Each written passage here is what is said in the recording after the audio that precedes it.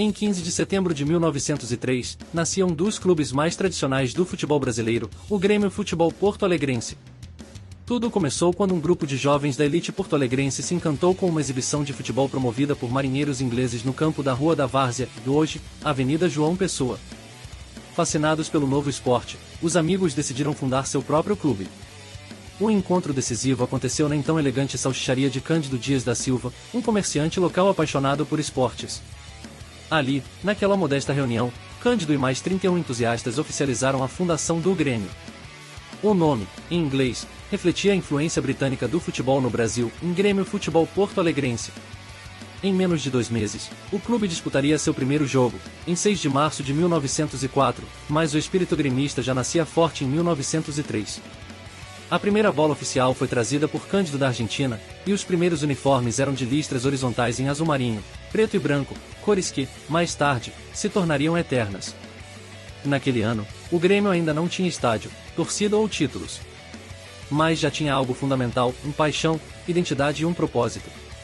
Assim começava a história de um gigante do futebol sul-americano.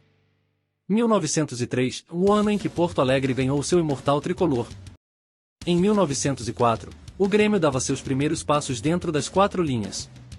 E foi no dia 6 de março daquele ano que o clube disputou a primeira partida oficial de sua história.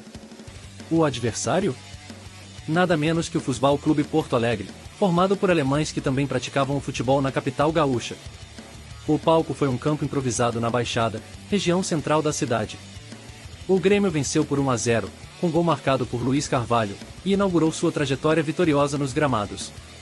Mas o futebol naquela época era muito mais do que o jogo, era um evento social. Senhores de terno, senhoras com sombrinhas, todos se reuniam para ver a novidade que começava a conquistar Porto Alegre. O Grêmio, com seus fundadores ainda participando como atletas e dirigentes, representava mais do que um time, era o símbolo da modernização e da união dos apaixonados pelo novo esporte. Nesse mesmo ano, o clube passou a se organizar melhor, definiu regulamentos internos, buscou mais sócios e começou a construir sua reputação como o clube mais bem estruturado da cidade. Ainda não havia campeonatos oficiais, mas os amistosos eram encarados com seriedade. Cada jogo era uma chance de mostrar superioridade e afirmar o nome Grêmio. 1904 foi o ano em que o Grêmio se apresentou ao mundo com bola rolando. E o futebol gaúcho nunca mais foi o mesmo. O ano de 1905 marcou um período importante de consolidação para o Grêmio Futebol Porto-Alegrense. Após vencer seu primeiro jogo em 1904, o clube estava determinado a transformar aquela vitória em tradição. Sem ainda existir um campeonato oficial no Rio Grande do Sul, o Grêmio passou a disputar amistosos regulares, principalmente contra clubes formados por imigrantes alemães e comunidades de outras partes da cidade. Esses confrontos não eram apenas partidas, eram verdadeiros eventos que mobilizavam a elite porto-alegrense e ajudavam a popularizar o futebol. Neste ano, o clube começou a investir em estrutura e organização. Um estatuto mais sólido foi elaborado, com normas que fortaleciam o quadro social e disciplinavam o funcionamento interno. O Grêmio também passou a formar uma base mais consistente de jogadores, muitos deles ainda sócios e amadores, que treinavam com seriedade e já carregavam o orgulho de vestir a camisa tricolor. A identidade do clube também começava a se desenhar fora do campo. O espírito de disciplina, dedicação e lealdade foi sendo cultivado como base do que, anos mais tarde, se tornaria o famoso espírito gremista. Em 1905, o Grêmio não colecionava taças, mas conquistava algo ainda mais valioso, o respeito da cidade e o sonho de se tornar eterno. Em 1906, o Grêmio Futebol Porto-Alegrense continuava sua jornada de afirmação como o principal clube de futebol de Porto Alegre. O futebol ainda era uma novidade para muitos, mas para o Grêmio, já era paixão, compromisso e identidade. Esse foi um ano marcado por um fortalecimento institucional. O clube investiu em ampliar o número de associados e passou a exigir mais organização em suas atividades. Os uniformes começaram a ser padronizados com mais rigor, os treinos se tornaram mais frequentes, e mesmo ainda sem técnico oficial, os jogadores, todos amadores, se guiavam por disciplina tática inspirada no modelo inglês. No campo, o Grêmio seguia disputando amistosos importantes. O destaque do ano foi o fortalecimento da rivalidade com clubes formados por comunidades de imigrantes, como o Futebol Clube Porto Alegre e outras agremiações que surgiam com o crescimento do esporte. A cada jogo, o Grêmio se firmava como sinônimo de organização, qualidade e seriedade. Mas não era só futebol. Em 1906, o clube começou a buscar um espaço próprio para jogar e treinar. O desejo por um campo fixo crescia, pois até então, os jogos eram realizados em terrenos emprestados, instáveis e improvisados. 1906 foi o ano em que o Grêmio entendeu, para crescer, era preciso raiz, estrutura e visão. E assim, o sonho do seu próprio estádio começava a ganhar forma. O ano de 1907 marcou mais um passo firme na construção da identidade gremista. Ainda sem competições oficiais no estado, o Grêmio focava naquilo que mais importava, em jogar bem, vencer e representar com orgulho a cidade de Porto Alegre. Nesse período, o clube já era considerado o mais organizado do Rio Grande do Sul. Seus jogos amistosos continuavam a atrair atenção, e o Grêmio passou a enfrentar novos adversários que surgiam com o crescimento do futebol gaúcho.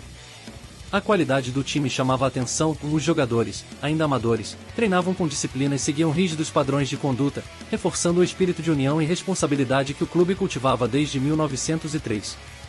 Mas um dos grandes marcos de 1907 foi a decisão de procurar um campo próprio para sediar suas atividades. Até então, o Grêmio atuava em terrenos alugados ou cedidos, muitas vezes inadequados.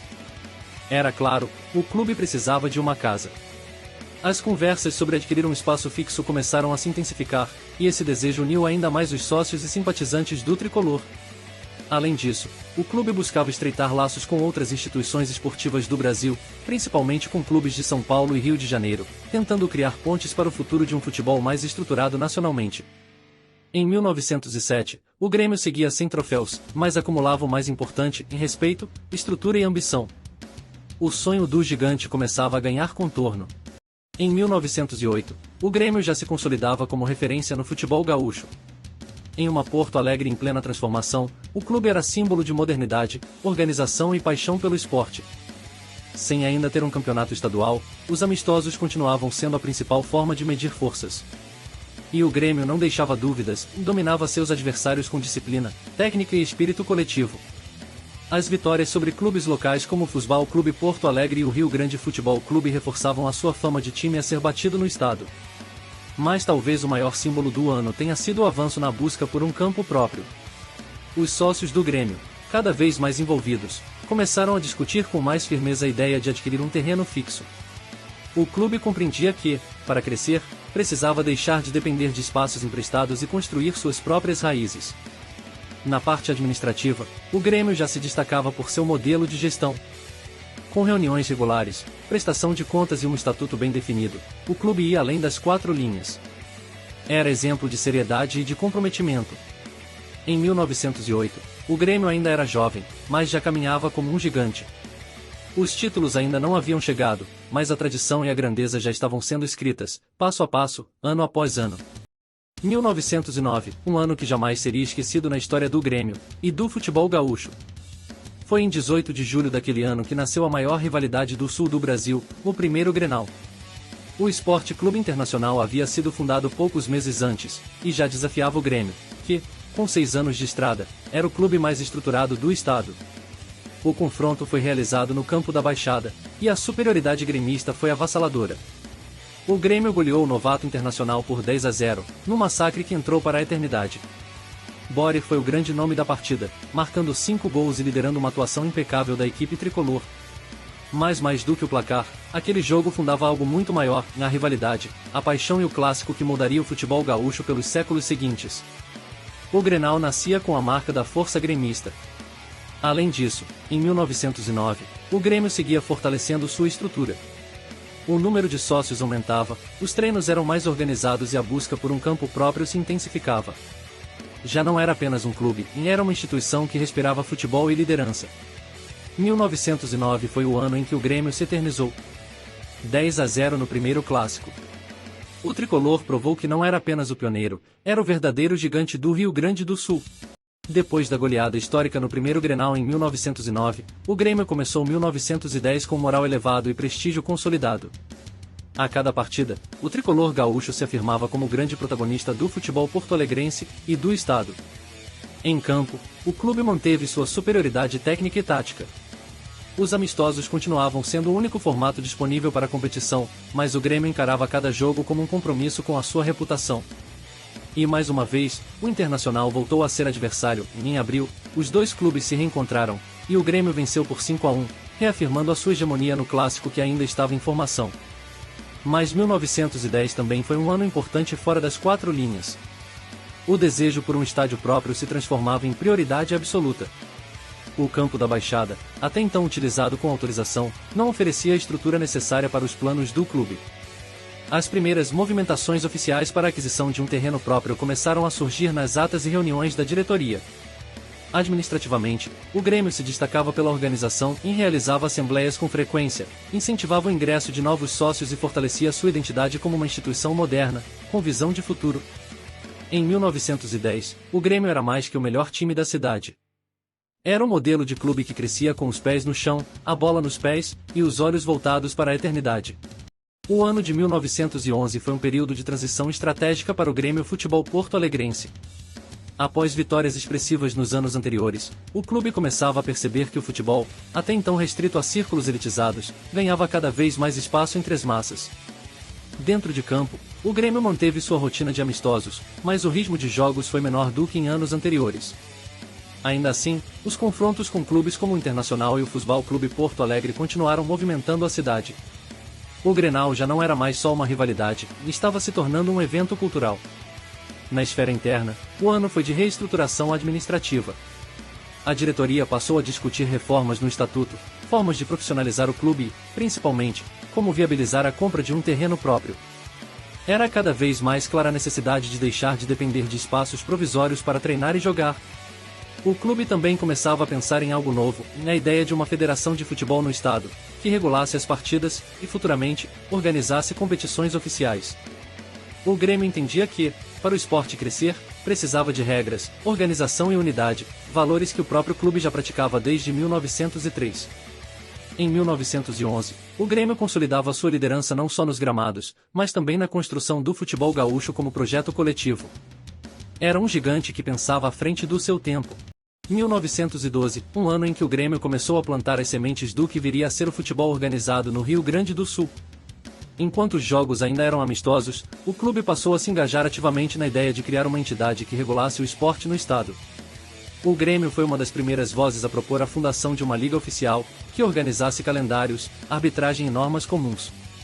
O futebol gaúcho, até então informal, estava prestes a entrar em uma nova era, e o tricolor queria liderar esse processo. Dentro de campo, o clube seguiu sua tradição de vitórias. Apesar do número reduzido de partidas naquele ano, o Grêmio manteve a superioridade técnica sobre seus rivais, inclusive em mais uma vitória contra o Internacional, que ainda buscava superar o trauma do histórico 10-0. Mas 1912 também foi marcado por um movimento interno de fortalecimento institucional. O número de sócios aumentava, as reuniões ganhavam caráter mais político, e o sonho do estádio próprio continuava a ocupar as pautas da diretoria. A visão era clara: para crescer como clube, era preciso estrutura, representatividade e um lugar para chamar de lar. Em 1912, o Grêmio seguia vencendo mais que partidas. Vencia desafios, liderava ideias e construía, tijolo por tijolo, o alicerce do futebol gaúcho. O futuro começava a ganhar forma, com o tricolor à frente.